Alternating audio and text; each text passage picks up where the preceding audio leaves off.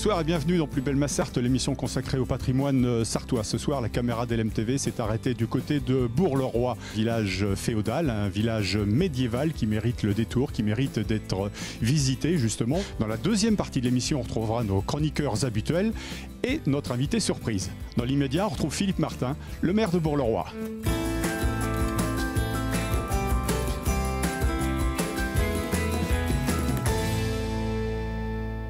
On retrouve monsieur le maire Philippe Martin, bonjour. Bonjour. Alors monsieur le maire, Bourg-le-Roi, dans le Nord-Sarthe, on est à 12 km d'Alençon à peu près.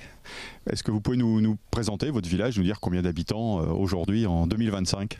Voilà, alors Bourg-le-Roi effectivement à 12 km d'Alençon et à 30 minutes par autoroute du Mans. Voilà, Bourg-le-Roi est un bourg nouveau puisqu'il a été créé au 11e, 12e siècle et actuellement nous sommes environ 330 habitants sur une superficie de 36 hectares qui en fait le village le plus petit en surface de la région des Pays de la Loire et le 7e plus petit de la métropole. Alors ça c'est incroyable, c'est vrai que ça fait de vous une singularité peu commune.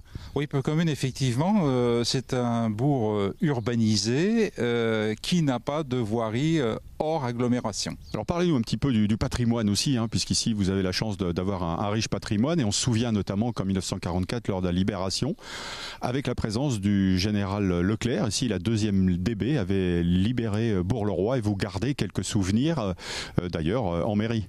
Oui, tout à fait. Bourg-le-Roi a été libéré le 11 août 1944, d'abord par le sous-lieutenant de Colombel et le général Leclerc qui a installé son poste de commandement ce jour-là sur la place du village qui a son nom aujourd'hui, avant d'aller libérer la ville d'Alençon le lendemain, donc le 12 août. Alors monsieur le maire, vous êtes le premier édile de cette commune depuis 2001 déjà. Dans les petits villages, dans les petites communes justement, on est assez près des citoyens. Vous sentez toujours cette proximité?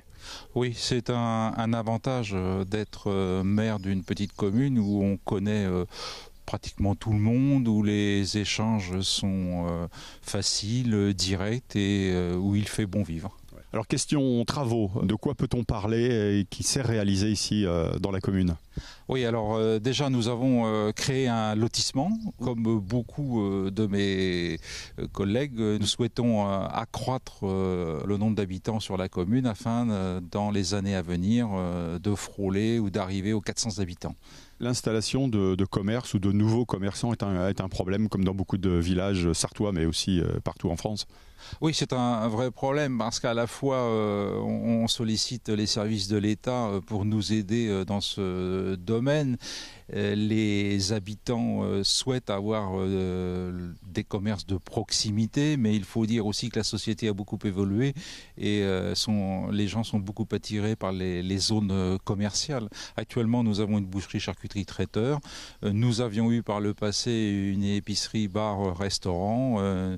Nous mettons tout en œuvre pour qu'elle puisse réouvrir, mais il s'avère que c'est très compliqué de trouver un gérant ou des gérants qui puissent répondre à nos sollicitations.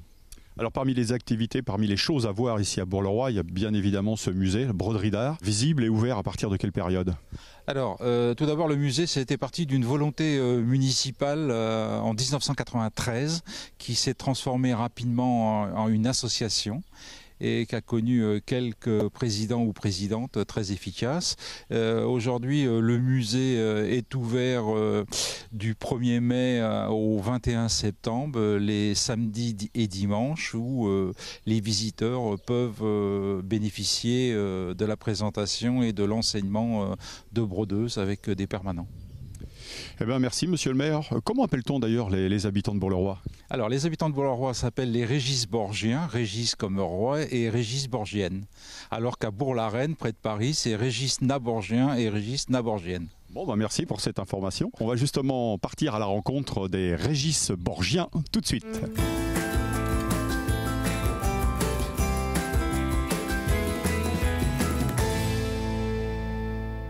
On retrouve Gérard Lafosse ici devant l'une des deux portes féodales de Bourg-le-Roi. Bonjour. Bonjour. Alors on est devant la porte Saint-Mathurin. C'est ça, l'autre c'est Saint-Rémy. Un petit mot justement sur le patrimoine que vous connaissez bien. Patrimoine de Bourg-le-Roi très riche, 820 mètres environ de murailles, 2 portes de ville intéressantes, donc on est en plein Moyen-Âge. Bon, en tant que responsable des animations et patrimoine, ici à Bourg-le-Roi, on va parler d'une grande fête médiévale qui a lieu chaque été. Oui, on arrive à la 21e édition le 22 juin. Ça fait un bon moment, on commence à être rodé. Alors c'est une fête médiévale à laquelle participent, on va dire tous les habitants, ou c'est aussi des gens de l'extérieur qui viennent participer aux animations?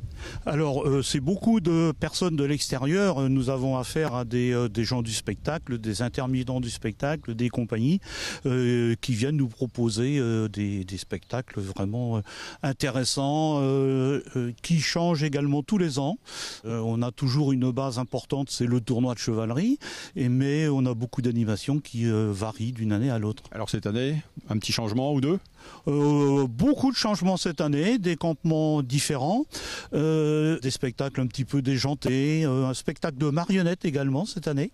Donc ça va intéresser les enfants. On va faire l'attaque d'un château avec la tour de Guigui. Et puis des échassiers également, costumés en gargouille en quelque sorte. On est dans un thème de pierre ici, donc ce seront des statues sur échasse. Bon, j'ai vu que le 22 juin vous serviez aussi un menu un peu spécial.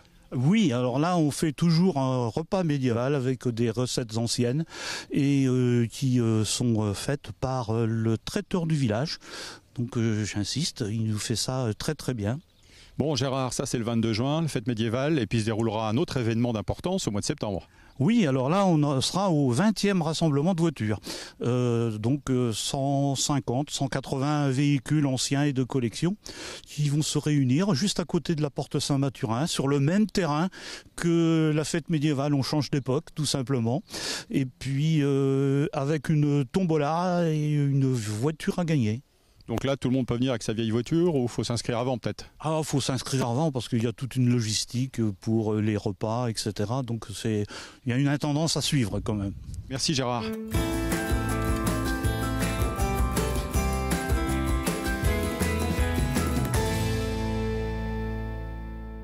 Au musée de la broderie du Point de Beauvais, ici à Bourg-le-Roi, on le retrouve Evelyne Baudouin, bonjour, qui fait partie de l'association. Donc c'est un musée où on peut découvrir plein de choses. Vous allez nous parler justement de cette immense fresque qui est dans le musée.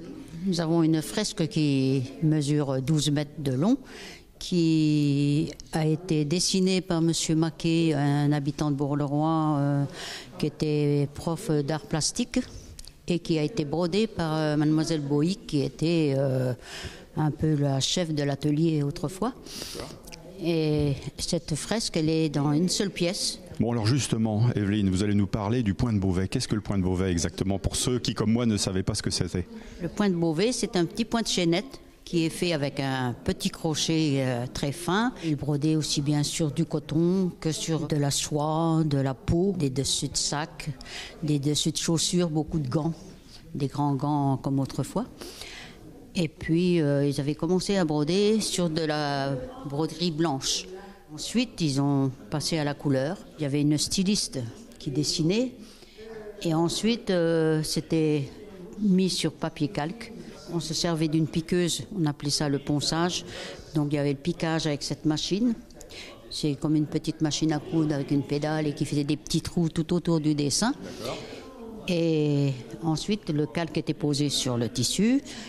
On mettait de la poudre bleue ou blanche selon la couleur du tissu et fixé à l'alcool à boulet. Et à partir de là, le dessin ne bougeait plus. L'atelier a fermé en 1968. Ensuite, il donnait le travail à domicile. Et après, on a ouvert ce musée-là, qui est tenu par des bénévoles. On a encore la chance d'avoir quelques brodeuses. Alors Evelyne, ça veut dire que ce sont vous, les bénévoles, qui se relaient pour faire fonctionner le musée? Mais exactement, oui, ce sont bénévoles. Je ne sais pas ce que l'on ferait. Ouais, donc ça fonctionne encore. On espère continuer le plus longtemps possible. Et aujourd'hui, vous trouvez encore des choses à exposer ici? Il y a des gens qui vous suggèrent ou qui vous proposent des pièces? On a quelquefois quelques personnes qui viennent et qui nous disent tiens, j'ai ça, c'était à ma mère, etc. Evelyne, vous allez nous dire ce que l'on peut voir dans cette grande pièce justement derrière nous, ces belles pièces. De quoi s'agit-il juste derrière nous là? Oui, alors là, vous avez un vêtement de prêtre de temps de travail 250 heures. Et ça avait été donné lors de l'ouverture du musée. Eh bien, merci Evelyne et bravo pour ce que vous faites.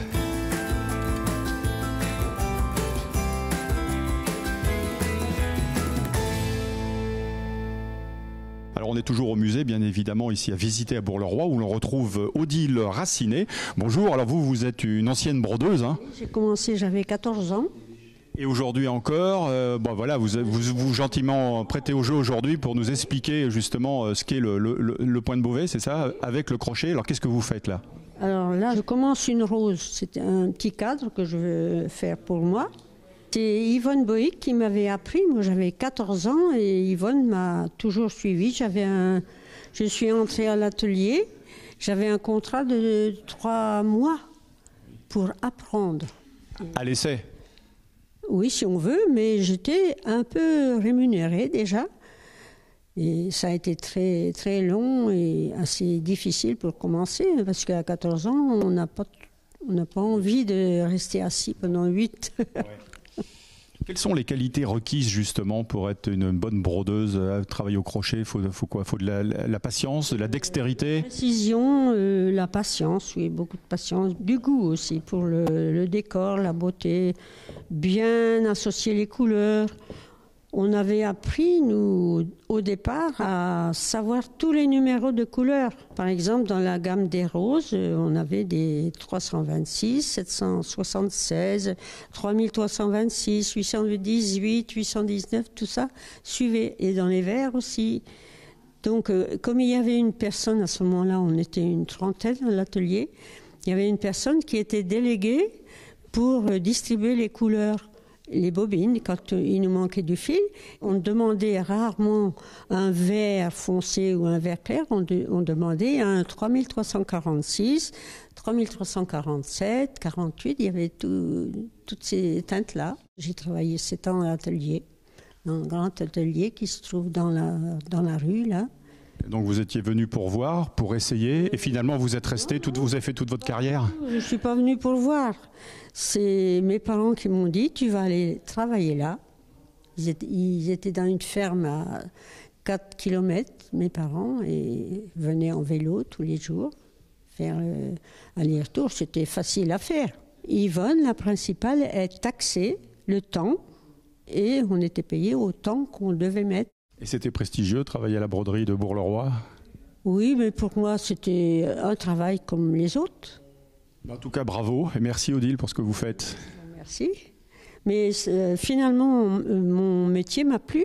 J'ai fait beaucoup de choses extérieurement à l'atelier. Beaucoup. Dans la commune où j'étais, j'ai fait beaucoup de trousseaux pour les jeunes filles qui se mariaient. Et aujourd'hui, vous êtes satisfaite, contente de l'association qui met en valeur votre métier aussi? Oui, je trouve qu'ils ont beaucoup de mérite à continuer à faire valoir et toujours continuer à faire voir le point de Beauvais. Malheureusement, peut-être qu'on ne voit pas de jeunes qui s'installent à apprendre le métier. Non. Merci Odile.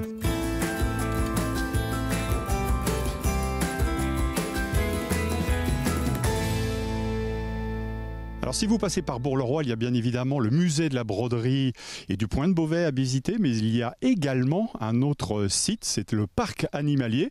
On le retrouve justement monsieur le maire Philippe Martin pour nous parler de cet endroit un peu spécial qui est né il y a quelques années tout juste. Oui, tout à fait. Ce parc est né en 2021 grâce à la communauté de communes Haute-Sarthe-Alpes-Mancelles qui finance tout ce qui est investissement pour ce parc, alors que le fonctionnement est géré par la commune et ses bénévoles. Voilà, c'est environ 16 à 17 bénévoles qui, tout au long de l'année, assurent les vacations pour soigner l'ensemble des animaux.